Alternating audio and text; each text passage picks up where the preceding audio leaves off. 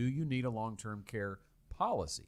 There are two types, generally speaking: traditional long-term care and life insurance with a chronic illness rider. So let's kind of get into a little bit of the differences between those two.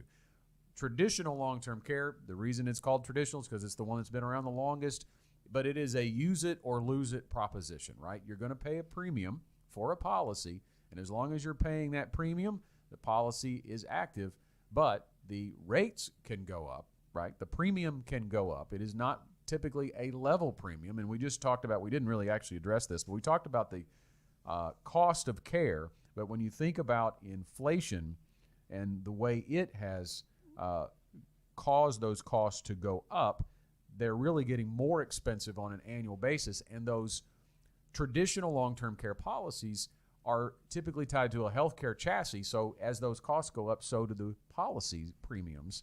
And we've seen many people get to the point where they can't afford those right about the time they're going to need to use it. Yeah, this is why we have shifted from making recommendations for traditional long-term care insurance to a different type of policy. In a traditional long-term care policy, just think of it kind of like you think about your health insurance. You pay a premium, it pays the benefit, and as costs go up, then the cost of your premium is going to go up as well.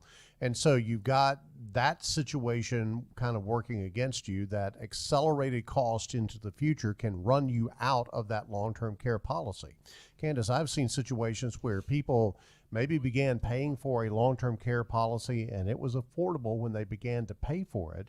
But as time went on, the cost went up and up and up, and their ability to pay got less and less and less, but they were getting closer and closer to the day when they actually need that policy, and it really does put them in a squeeze. Yeah, and then we'll typically want to review that policy when that premium goes up and see, okay, are there riders on there that we may need to adjust, or should we lower what the benefits are so that this stays affordable? So then you have to start giving up things. And the other thing about a traditional policy is that it will only pay to a skilled nursing facility. You don't have the choice. So again, less options. You don't have the choice. You have the choice of where that skilled nursing facility is, but you typically don't have the choice to stay home unless there's a home health rider. Well, and you don't have the option of what a lot of people would like to have, is to say, maybe they have a child and that child is going to take a furlough from work, and they can pay that child to take care of them and replace that income that they're losing because of that. And if you have a traditional long-term care policy, that's likely not to happen unless you have a very specialized policy. So let's talk about the other one then, the life insurance policy with the chronic illness rider. So you think about this and how it differs. It's not going to be use it or lose it.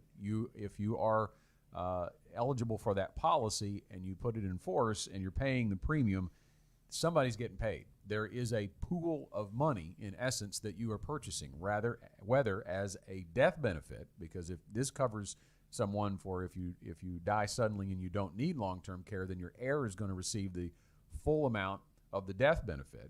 But if you need care, you'll be able to use that pool of money until it runs out for care. If you use part of it and then pass away, there's still a residual death benefit in it. So that amount of money is getting paid out. Now, they may typically start a little more expensive on the front end than the traditional long-term care policy, but the premium will remain level because it is a life insurance policy. So to John's point, and I'll let you talk a little bit more about it, that gets you into, because it is the lever that gets pulled to begin this distribution of the funds is a qualifying event, which is a physician signing off that you cannot perform 2 of the 6 activities of daily living. So let's say you had a stroke and you can't feed yourself or you can't move yourself from one room to another. Then that's going to put you into the policy paying out, and it hits your bank account, right? It is an income stream, and that's where you have the flexibility on how you use it. Yeah, there are no restrictions on how you use that money. You have a qualifying event, they start paying you. So if you wanted to pay your daughter to take care of you, your son to take care of you, any other relative to take care of you, you wanted to pay for that expense.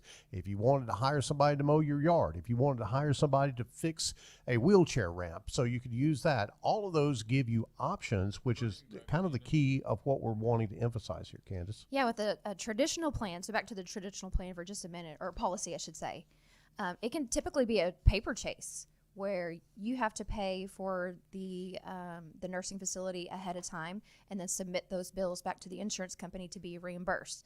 But with the life insurance, with the critical illness rider, they're going to be putting that cash, that benefit, right into your bank account for you to use however you need to. Whether you need to install a wheelchair ramp, or the refrigerator broke down and you need to replace it, or again, paying loved ones to help out. Lots of flexibility there.